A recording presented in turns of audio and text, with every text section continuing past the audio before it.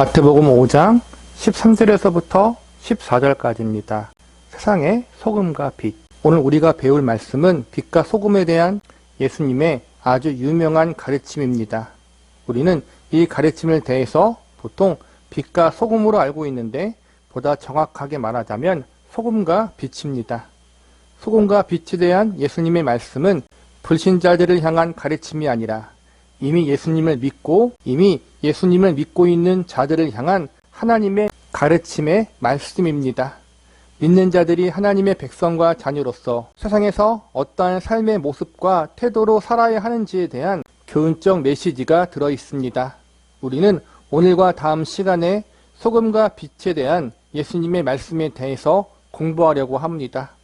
우선 오늘은 소금과 빛에 대한 예수님의 가르침이 믿는 성도들에게 주는 의미는 무엇인지 알아보도록 하겠습니다. 첫 번째, 너희는 세상의 소금이니 라는 말씀이 성도들에게 주는 의미에 대해서 살펴보겠습니다. 본문 13절을 보시기 바랍니다. 너희는 세상의 소금이니 소금이 만일 그 맛을 잃으면 무엇으로 짜게 하리요? 후에는 아무 쓸데없어 다만 밖에 버려져 사람들에게 밟힐 뿐이니라.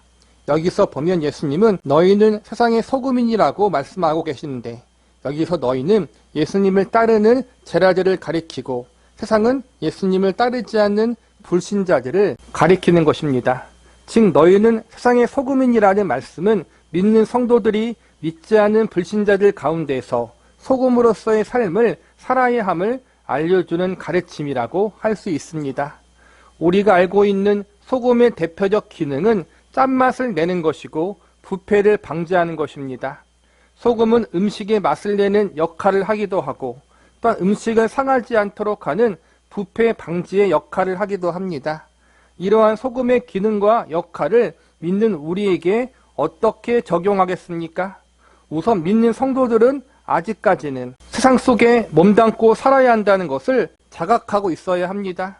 믿는 우리들은 아무런 고통 없는 하늘의 천국에 살고 있는 것이 아니라 고통과 눈물과 한숨이 많은 이 세상에 몸담고 살아가고 있는 존재들입니다. 우리가 몸담고 살아가고 있는 이 세상은 아픔과 슬픔이 많은 불안전한 세상이며 또한 많은 부조리가 판을 치는 불공정한 세상이라고 할 수 있습니다. 이러한 세상을 살고 있으면서 예수님은 우리에게 세상의 소금이라고 말씀하십니다. 즉 불안전하고 불공정한 세상 가운데에서 우리가 소금처럼 맛을 내는 존재, 세상의 부조리와 부패함을 막는 존재가 되라는 것입니다. 소금처럼 맛을 내고 부패함을 막는다는 것은 인생의 참된 의미와 목적을 잃어버리고 방황하는 이들, 하나님을 거절하고 잘못된 삶의 방향으로 걸어가고 있는 세상 사람들에게 인생의 참된 의미와 목적이 무엇인지 알려주고 성경적인 바른 가치관과 삶의 방향을 제시해주는 존재가 되어야 한다는 것입니다. 삶의 참된 의미와 목적도 모른 채 허무하고 부도덕한 삶, 부패한 삶을 사는 이들에게 예수님만이 우리의 온전한 소망이시오 유일한 구원자 되신다는 사실, 그 안에 우리가 추구하고 갈망해야 할 참된 자유와 평안과 기쁨과 안식이 있다는 사실을 알려주고 제시해 주는 것이 바로 소금된 우리의 역할인 것입니다. 소금의 가장 큰 특징은 잘 녹아 들어간다는 것입니다. 음식에 맛을 내고 부패를 막는 기능 역시도 소금이 녹아 들어가야 가능합니다. 이러한 소금의 특징과 기능처럼 우리는 세상 속에서 녹아 들어가 세상이 정상적으로 유지되고 많은 사람들이 하나님 앞에 바르게 인생을 살아갈 수 있도록 돕는 역할을 감당해야 합니다. 세상에 소금처럼 녹아 들어간다는 것은 세상에 동화되라는 것이 아닙니다. 13절 후반부에 보면 소금이 맛을 잃어버리면 결국 아무 쓸데가 없어 밖에 벌어져 사람들에게 밟힌다고 나와 있습니다. 소금이 맛을 잃어버린다는 것은 믿는 성도가 세상과 동화되어 하나님의 부르심, 그들이 받는 소명대로 살지 못하고 있다는 것입니다. 밖에서 버려지고 사람들에게 밟힌다는 것은 세상 사람들에게 무시당하고 아무런 선한 영향력을 미칠 수 없게 된다는 것입니다. 믿는 성도들은 세상에 녹아들되 세상에 동화되지 말아야 합니다. 소금의 맛, 믿는 성도로서의 정체성과 부르심에 대한 이유를 망각하면 결코 안 됩니다. 마치려며 부패를 방지하는 것 외에 소금이 가지고 있는 또 하나의 중요한 역할이 있는데 그것은 바로 생명 유지의 기능입니다. 사람이 생명을 유지하며 정상적인 건강을 유지하기 위해서는 적절한 소금 섭취가 반드시 필요합니다. 우리가 입으로 섭취한 소금은 우리 몸에 들어가 우리 몸의 염분을 조절하고 우리의 몸이 제 기능을 발휘할 수 있도록 돕는 역할을 감당하게 됩니다. 이러한 소금의 기능과 역할을 우리에게 적용해 보면 우리가 소금과도 같이 세상에 반드시 필요한 존재가 되어야 한다는 것입니다. 그리고 참 생명 되시는 예수님을 증거하는 삶, 생명의 근원이신 예수님의 제자들로 부름받은 자로서 합당한 삶을 사는 것, 이것이 바로 소금으로 부름받은 성도의 사명인 것입니다. 두 번째, 너희는 세상의 빛이라는 말씀이 성도들에게 주는 의미에 대해서 살펴보겠습니다. 본문 14절을 보시기 바랍니다. 너희는 세상의 빛이라 산 위에 있는 동네가 숨겨지지 못할 것이요. 소금의 특징은 녹아 들어가는 것입니다. 음식이든 물이든 녹아 들어가면 눈에 잘 보이지 않습니다. 이러한 점에서 소금은 눈에 보이지 않는 내적인 선한 영향력을 강조하고 있다고 할 수 있습니다. 이와 반대로 빛은 눈에 보이는 외적인 선한 영향력을 강조하는 표현이라고 할 수 있습니다. 빛은 어둠과 반대되는 것입니다. 어두울수록 빛은 크게 드러나고 주위를 밝게 비춥니다. 우리는 우리가 살고 있는 세상이 참으로 어둡다는 말을 많이 들어보기도 하고 우리 또한 이러한 말을 많이 사용하기도 합니다. 이러한 어두운 현실의 세상 속에서 성도가 빛이라는 말은 어두운 세상을 밝게 비추는 존재로 부름받았다는 것을 말해주고 있는 것입니다. 14절 말씀에 보면 산 위에 있는 동네가 숨겨지지 못할 것이라고 나와 있는데 이는 교회를 비롯해 믿는 성도들이 세상 사람들에게 공개되어 있다는 말씀입니다. 우리가 믿는 기독교는 교회의 예배든지 말씀의 가르침이든지 또한 성도의 신앙생활이든 모든 것이 세상에 공개되어 있습니다. 공개되어 있다는 것은 마음만 먹으면 믿지 않는 세상 사람들이 볼 수 있고 들을 수 있도록 열려 있다는 것입니다. 다시 말해서 은밀하게 감추어진 종교, 비밀스러운 종교가 아니라는 것입니다. 그러므로 자꾸만 어떠한 교회가 외부 사람들에게 자신들의 예배와 가르침들을 감추려 하고 자신들만의 은밀하고 비밀스러운 종교활동을 이어간다면 그 교회는 분명히 큰 문제가 있는 교회라고 할 수 있습니다. 가족이 모르게 혹은 내가 속한 교회가 모르게 어떠한 기도 모임이나 성경 공부 모임을 하자고 이야기하는 사람이 있다면 자꾸 다른 이들에게 숨기고 감추고 비밀스럽게 종교활동을 하는 교회와 성도가 있다면 그것을 멀리해야 하고 그곳을 나오셔야 합니다. 여기서 제가 말씀드리고 싶은 것은 교회와 성도는 세상에서 은밀하고 비밀스러운 일을 하기 위하여 부르심을 받은 존재들이 아니라는 점입니다. 산 위에 있는 동네는 결코 숨겨질 수 없습니다. 사방이 공개되어 있어서 모든 마을 모습이 다 보입니다. 이는 곧 교회와 성도가 그러한 존재로 부름받았다는 것입니다. 공개된 자리에서 세상에서 불신자들이 교회와 성도를 모두 바라보고 관찰하고 목격할 수 있도록 우리는 부름받았습니다. 이는 조금 나쁘게 말하면 믿지 않은 자들이 우리가 잘하나 못하나를 모두 감시할 수 있다는 것입니다. 그래서 때로는 교회와 성도의 치부와 부끄러움을 그들이 목격할 수 있습니다. 교회 안에 존재하는 갈등과 분열, 성도들의 잘못된 언행, 이러한 우리의 온전하지 못한 모습, 아직 성화되지 못한 우리의 연약하고 부족한 모습을 그들이 목격하고 우리에게 손가락질하며 지탄할 수 있습니다. 그러나 반대로 교회와 성도가 바르게 세워져 있다면 그건 역시도 드러나게 될 것입니다.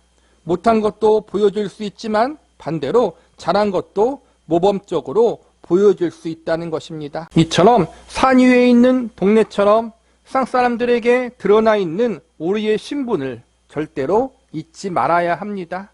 그러므로 우리는 우리의 잘못과 연약함이 우리만의 문제로 끝나지 않는다는 사실을 기억해야 합니다. 그래서 교회와 성도의 모습과 삶은 세상 앞에서 나쁜 예가 될 수도 있고 좋은 예가 될 수도 있습니다. 물론 잘잘못과 상관없이 무조건적으로 교회와 성도를 비방하는 이들도 있습니다. 그래서 교회와 성도의 모습과 삶이 공개되어 있다는 것은 우리에게 있어서 불편한 일입니다. 사실 잘하면 중간 가는 것이고 못하면 아주 크게 욕을 먹는 자리에 우리가 있는 것입니다. 그렇다고 우리가 세상 사람들의 눈치를 보면서 살라는 것이 아닙니다. 우리는 세상 사람들의 눈치가 아니라 하나님 앞에서 거룩한 눈치를 보면서 살아야 합니다.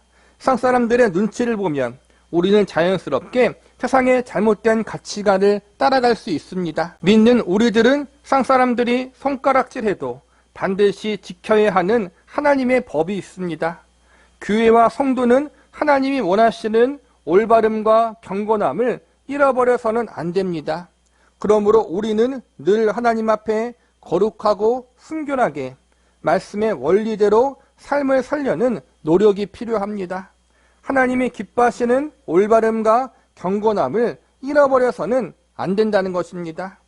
우리는 하나님의 말씀에 따라 범사에 정당하게, 의롭게, 선하게, 진실하게 행하며 살아간다면 그러한 모습을 통해서 세상 사람들에게 선한 영향력을 끼치고 한 발 더 나아가 하나님께 영광을 돌릴 수 있게 될 것입니다. 교회와 성도는 하나님의 부름받은 백성과 자녀로서 합당한 삶의 모습, 올바른 삶의 모습을 통해서 세상 사람들에게 선한 영향력을 끼칠 수 있는 사람들이 되어야 합니다. 마지막으로 우리가 세상의 소금과 빛이라는 말씀을 어떻게 적용하며 살아야 하는지에 대해서 살펴보겠습니다. 본문 13절과 14절을 다시 보시기 바랍니다. 너희는 세상의 소금이니 소금이 만일 그 맛을 잃으면 무엇으로 짜게 하리요. 후에는 아무 쓸데없어 다만 밖에 버려져 사람들에게 밟힐 뿐이니 너희는 세상의 빛이라. 산 위에 있는 동네가 숨겨지지 못할 것이요. 여기서 보면 예수님은 너희가 세상의 소금과 빛이 되어라 이렇게 말씀하지 않으시고 너희는 세상의 소금이고 빛이다 이렇게 단언하고 계십니다. 즉 저와 여러분은 예수님을 믿고 영접한 그 순간부터 이미 세상의 소금이고 빛으로 부름받은 것입니다. 이것은 결국 우리 그리스도인들의 삶이 우리를 부르신 예수님과 하나님 앞에 있고 우리는 그분의 뜻에 합당하게 믿음으로 인생을 살아야 함을 알려주고 있는 것입니다. 다시 말하자면 우리는 스스로의 만족과 행복을 추구하며 살기 위해서 부름받은 사람들이 아니라는 것입니다. 우리는 우리에게 소금과 빛의 존재로서 하나님과 예수님의 뜻대로 인생을 살아가도록 부름받은 존재들입니다. 세상에서 선한 영향력을 드러내고 하나님과 예수님을 드러내도록 부름받은 사람들입니다. 그런데 문제는 믿는 교회와 성도가 소금이요 빛으로 부름받았음에도 불구하고 소금이 아닌 것처럼 살아가고 빛이 아닌 것처럼 행동할 때가 많이 있다는 것입니다. 그래서 세상에서 선한 영향력을 발휘하지 못할 때가 있습니다. 우리는 이러한 점을 반성해야 합니다.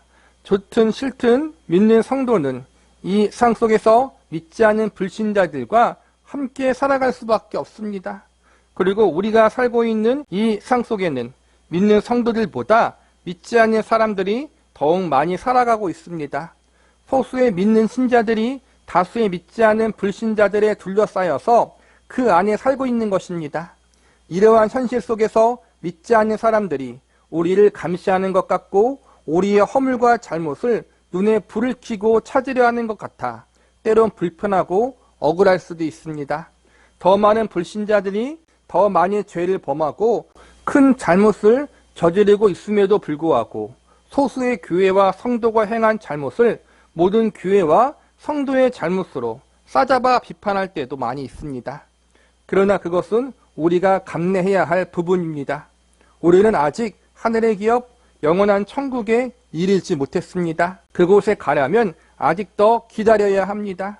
하나님이 우리가 구원받은 그때, 예수님을 믿고 영접한 그 순간 바로 천국에 데려가시면 좋을 텐데, 그러면 이런저런 죄도 안 짓고 고난도 덜 받고 험한 일을 덜 겪어 참으로 좋을 텐데, 그렇게 하지 않으시고 지금까지 우리를 이 땅에 남겨주셨습니다. 이 땅에 우리가 남아있다는 것은 아직 할 일이 있다는 것입니다. 그래서 예수님은 우리에게 하늘의 소금, 하늘의 빛이라고 하지 않으셨습니다.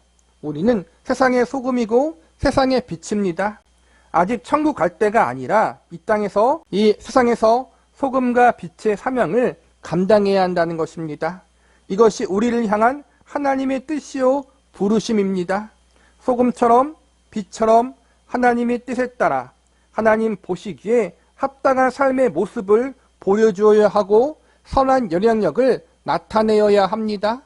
여기서 기억해야 할 것은 우리가 하나님 보시기에 합당한 삶을 살았기 때문에 소금과 빛처럼 거룩하고 순결한 삶, 경건한 삶을 살았기 때문에 구원받은 것은 아니라는 것입니다.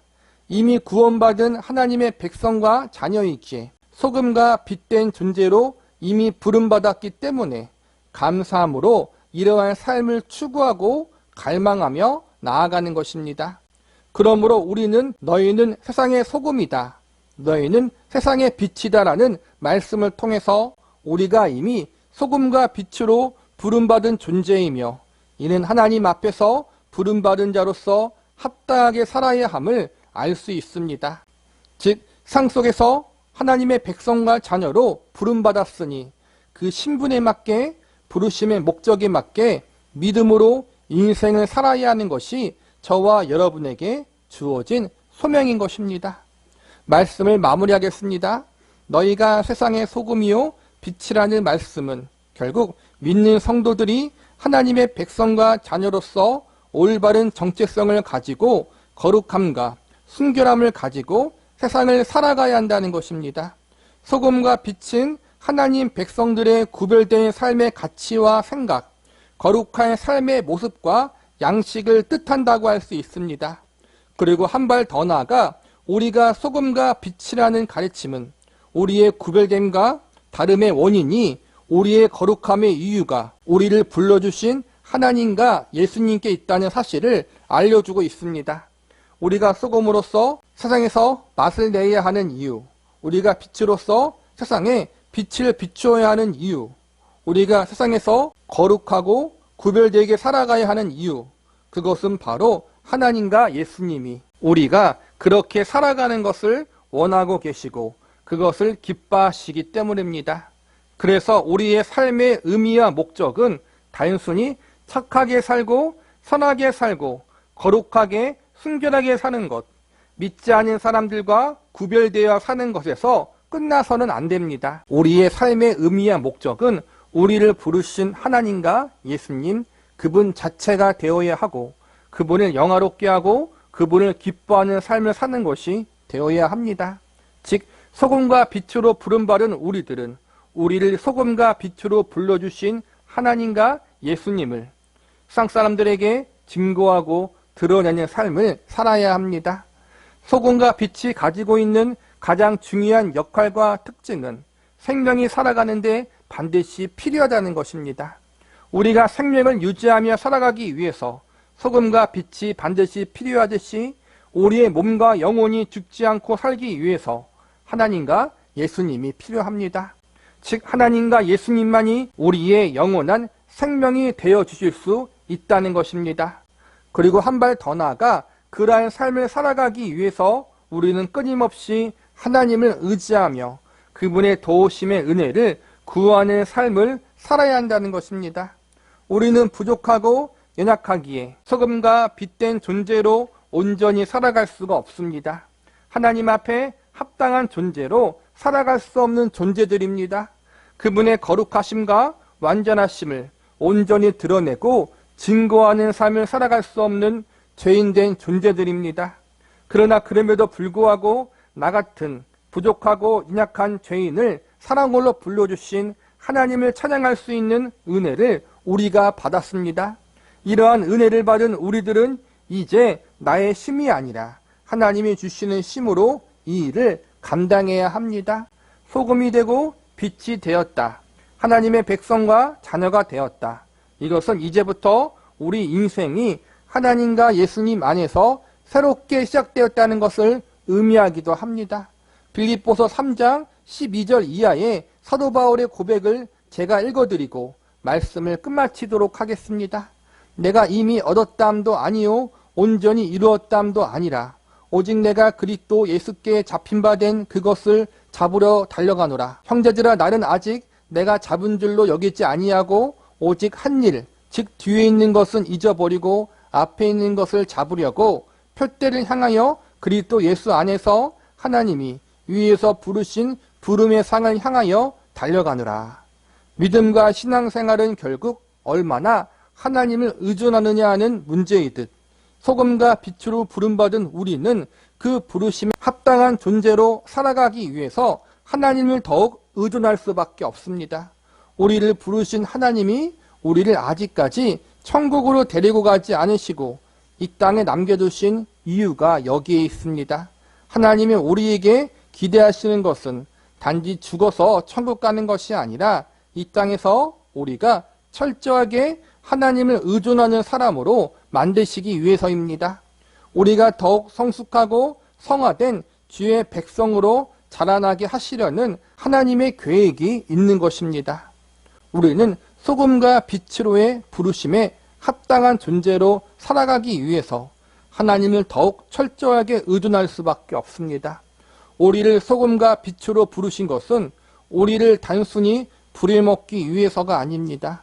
우리를 소금과 빛으로 부르신 이유는 하나님 아버지가 어떤 분이신지 이를 위해서 그분의 전부를 내어주신 예수님이 우리를 얼마나 사랑하시는지를 온전히 알아가는 성숙한 존재로 우리를 자라나게 하기 위한 하나님의 선한 뜻과 계획입니다. 한 발 더 나아가 하나님은 뜻과 계획만 세우시는 것으로 끝나지 않으시고 친히 우리들의 삶 속에 찾아와 은혜와 사랑으로 간섭하셔서 그 일을 진행하십니다. 이 길은 쉬운 길이 아닙니다. 그래서 이 길에는 고난이 있고 아픔이 있고 눈물이 있을 수밖에 없습니다. 그러나 이러한 시간과 과정을 통해서 우리는 우리의 주님이신 예수님을 더욱 닮아가게 될 것입니다. 우리의 아버지이신 하나님의 마음을 더욱 깊이 이해하고 알아가는 성숙한 자녀들로 우뚝 세워지게 될 것입니다. 그래서 신앙의 여정은 힘들고 어려운 길이지만 감사의 길이고 축복의 길입니다. 빛과 소금된 존재로 부름받은 우리들은 계속해서 이러한 길을 걸어가야 하고 이러한 과정을 지나가야 합니다. 이 길을 가는 동안, 이러한 여정을 지나가는 동안 우리의 믿음과 신앙은 더욱 성장하고 자라나게 될 것입니다. 하나님을 더욱 사랑하고 예수님을 더욱 알아가고 닮아가는 성숙한 존재로 우뚝 세워질 것입니다. 비록 쉬운 길이 아니지만 예수님이 함께하고 계십니다. 하나님의 우리의 인생과 운명을 붙들고 계십니다. 이 사실을 믿음으로 우리에게 주어진 이 길, 세상의 소금과 빛으로 부름받은 이 길을 믿음으로 끝까지 잘 걸어 나갈 수 있기를 간절히 기도합니다.